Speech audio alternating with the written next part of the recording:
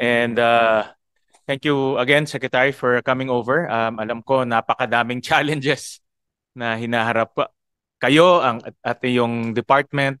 Uh, Tuwing binubuksan ko yung internet or television, mukha mo yung lumalabas first thing pag binubuksan ko, which is a good thing, no, na inform yung publiko about the reforms that you are undertaking at na-inform kami lahat kung ano yung uh, mga actions ng department, especially on the corruption that we are facing.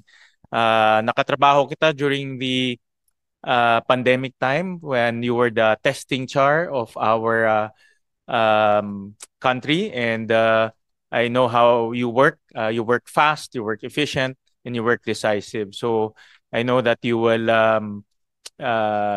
be able to clean up and reform the Department of Public Works and Highways. It's a big challenge, alam ko.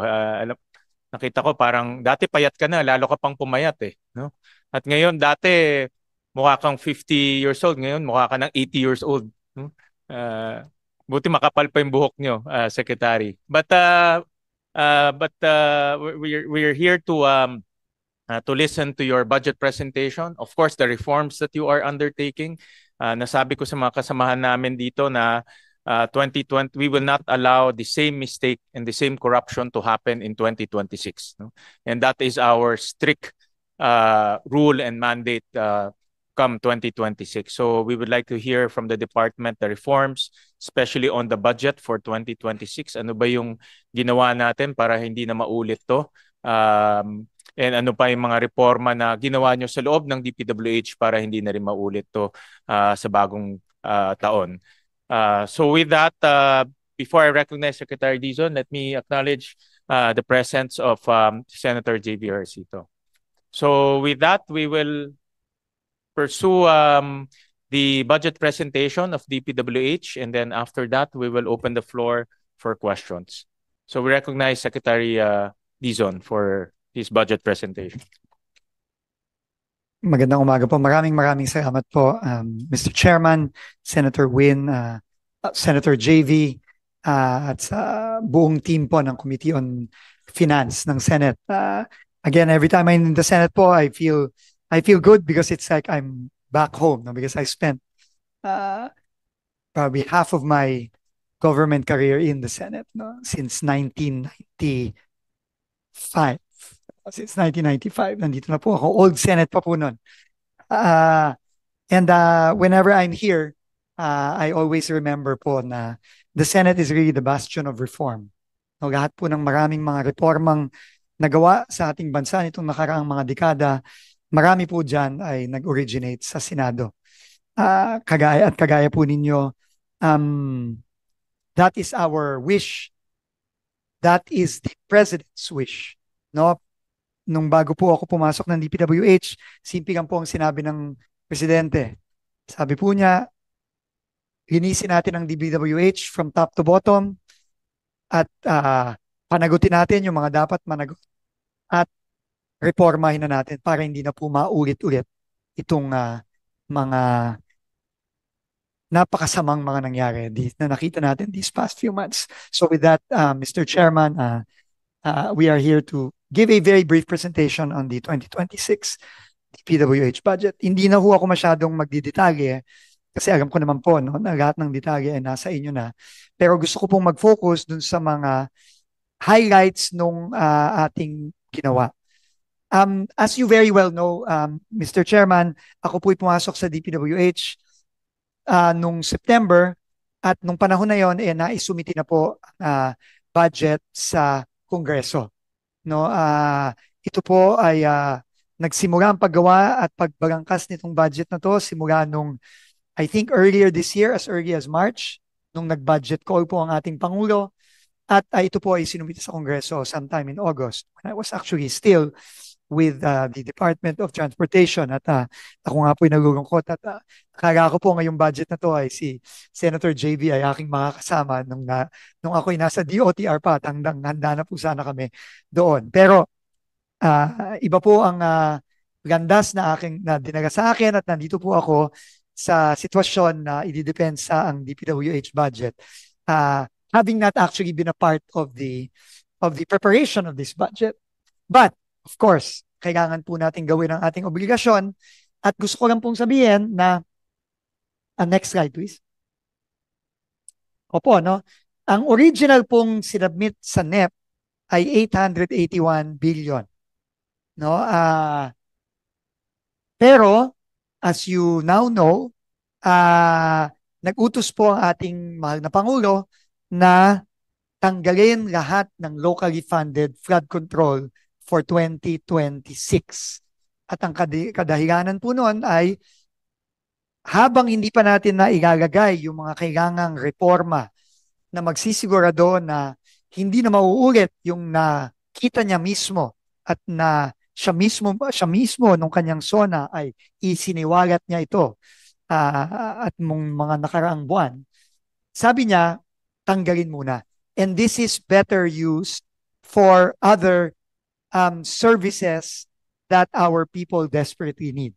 Kaya naglabas po siya ng pronouncement at naglabas po siya nung kanyang rekomendasyon na sana itong 252 billion na ito or 250 plus billion na ito ay ilagay sa healthcare, sa PhilHealth, sa Department of Agriculture, sa education, at iba pang mga serbisyo na kinakailangan ng ating mga kababayan.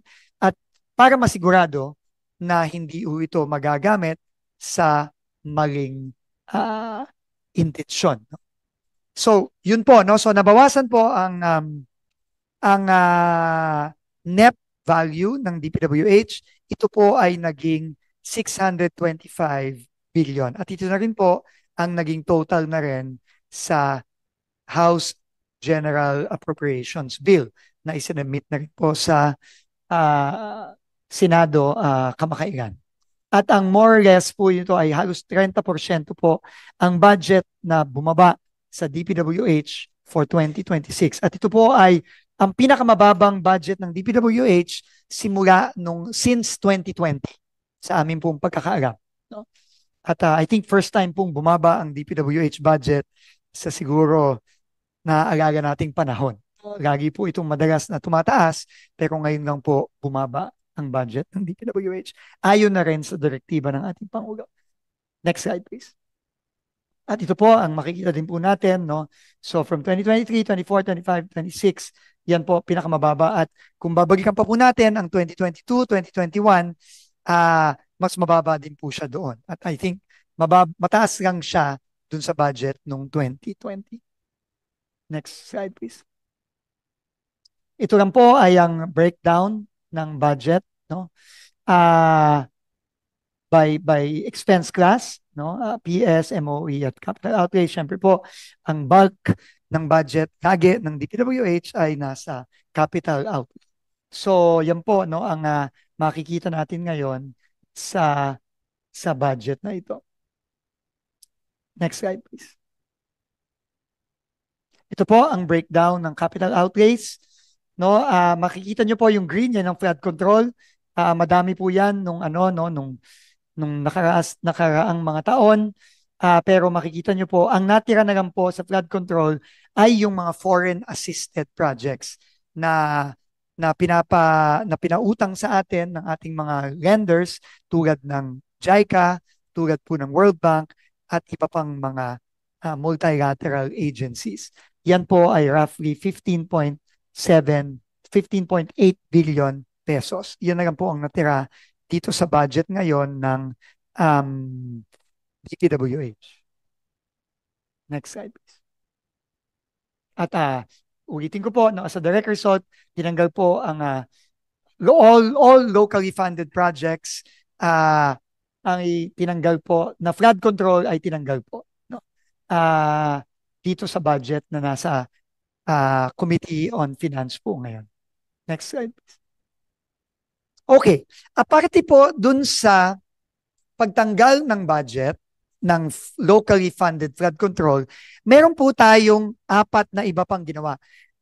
I just want to emphasize this. No, this is quite important that nung nag-submit po tayo at nag-hearing po tayo sa House of Representatives, binigyan po tayo ng 1 linggo ng House of Representatives para po reviewin, repasuhin ang budget ng DPWH. Alam niyo naman po, no, and thank you po, Senator Lauren, who is also a former Committee on Finance Chair for a long time.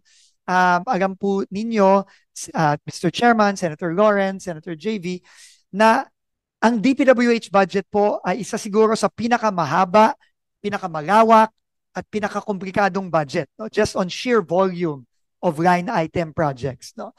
So we were given 1 week to review, repaso, etc. No, based on the directives of the President and also based on the calls of both members of the House of Representatives and also based on the calls of the members of the Senate. No? At meron po kaming 4 sa limited time po na yon na rinipaso po namin at review, meron po kaming 4 na ginawa in addition to removing all flood control, locally funded flood control projects. Yung po ay una, tinanggal po natin ang mga duplicate projects kasi like po si Senator Ping Lacson, meron po siyang nakita and I think pati po si Senator Win at si Senator JV na release po yan sa media. So we tried our best to remove duplicate projects. Ito yung mga parang pareho, double counting, no? So we tried our best with the help of the Department of Budget and Management to remove these duplicate projects, no? At sasabihin ko na rin po ngayon, no? Kung meron pa po kayong makikita na ganyan, na duplicate project, please by all means po tanggalin nyo yung mga project na yan. No, we will fully support po as the institution in our democracy that holds the power of the purse. No, yan po ay trabaho at role ng ating Kongreso. Ito din po ang sinabi namin sa House nung time na yon. Pero kung meron din pong makitang duplicate ang Senado,